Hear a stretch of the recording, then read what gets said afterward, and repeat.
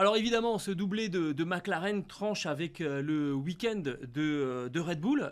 Et le meilleur résultat de la firme autrichienne ce week-end, eh bien, c'est la 5e place seulement de Max Verstappen, qui aurait été sans doute en mesure de monter sur le podium s'il n'y avait pas eu cet accrochage avec Lewis Hamilton et cette attaque qui partait d'un petit peu trop loin.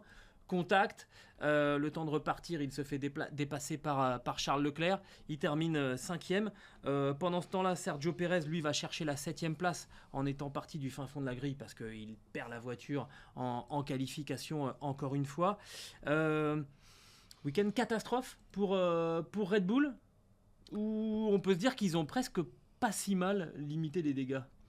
Ah, ils ont envoyé comme un gros warning à Max Verstappen en parlant d'enfantillage oui. à la radio. Alors il s'est pris une volée de bois vert, c'était assez formidable quand même. C'est un mot fort quand même, de dire à un triple champion du monde, écoute là, c'est des enfantillages. C'est des gamineries, c'est pas autre chose. On était dans une cour de récréation et il se comportait comme un enfant gâté qu'il est de toute façon. Et à critiquer ses adversaires, et à critiquer la stratégie de son équipe de manière très très véhémente, avec des bips. Faut bien comprendre que sous les bips, il y a des insultes. Ouais, alors, des grossièretés. Là, c'était pas le Max Verstappen Racing, c'était le Max Verstappen Circus. Mais vraiment, parce que ça durait 70 tours. C'était fantastique. Il a commencé à se plaindre de la tenue de route, etc. Il n'y a rien qui n'allait. Il a été assez pondéré quand même sur le premier undercut qu'il a encaissé. Par contre, le deuxième est moins bien passé. Ça l'a achevé, mais complètement là. Et puis, c'est vrai que. Enfin, moi j'aime bien le voir comme ça quand les choses lui échappent parce que c'est là. En général, c'est là qu'on a des beaux grands prix. C'est ça, clairement. Tout à fait. Mais ça fait 2 fois en 3 grands prix quand même qu'il s'accroche et qu'il termine 5e et que ça se finit dans un tas de polémiques. Qui s'accroche en piste et qui s'accroche à la radio avec son ingénieur, Giampiero Lambiase. Oui, mais c'est le job qu'on lui demande. Marco a dit il est bon pour ça et c'est ce qu'on lui demande. Il faut qu'il le fasse parce qu'autrautrement on le perd complètement. Max. Mais clairement, Lambiase il tient. Et je ne sais pas si tu as vu la tête de. C'est Anna Velter qui est à côté, la stratégiste. Anna Schmitz.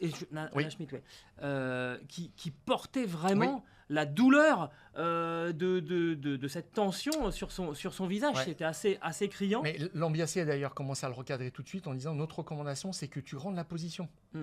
Gagner illicitement en piste par rapport à Piastri. Bon voilà, donc il fallait le faire par rapport à Norris, pour la 2e place. C'est vrai que c'était assez logique. Et après, il a fallu le tenir, mais il était intenable, quoi. Et dans la lecture, en plus des incidents après, c'est là où moi, les Renault, je suis un petit peu réservé. Les dégagements bitumés. Ouais, tout à fait. Parce on y revient. Mettez un bac à gravier, ça se passe pas comme ça.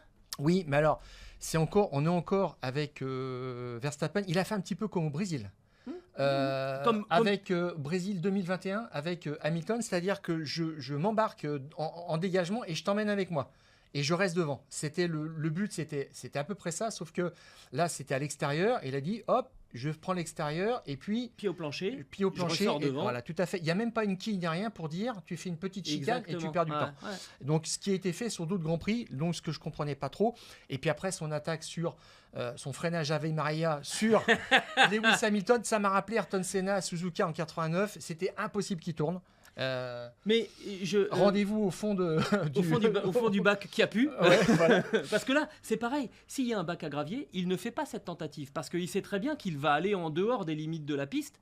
Donc, il ne peut pas tenter ça s'il y a un bac à gravier. Il le fait parce qu'il y a un dégagement bitumé et qu'il peut essayer de faire ça. En fait, je vais te dire une chose. Rappelle-toi, il a participé à une course d'endurance virtuelle aussi dans la nuit de samedi à dimanche.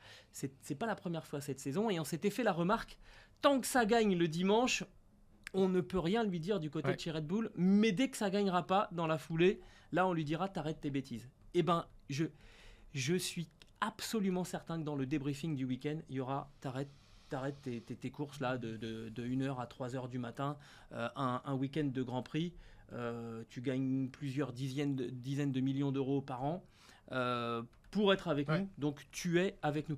Ça fait partie des enfantillages. C'est une sorte de grand ado qui joue à la console vidéo la veille du baccalauréat jusqu'à 3h du matin. Non, il y a un terreau demain et en face, il y a les McLaren et Lewis Hamilton.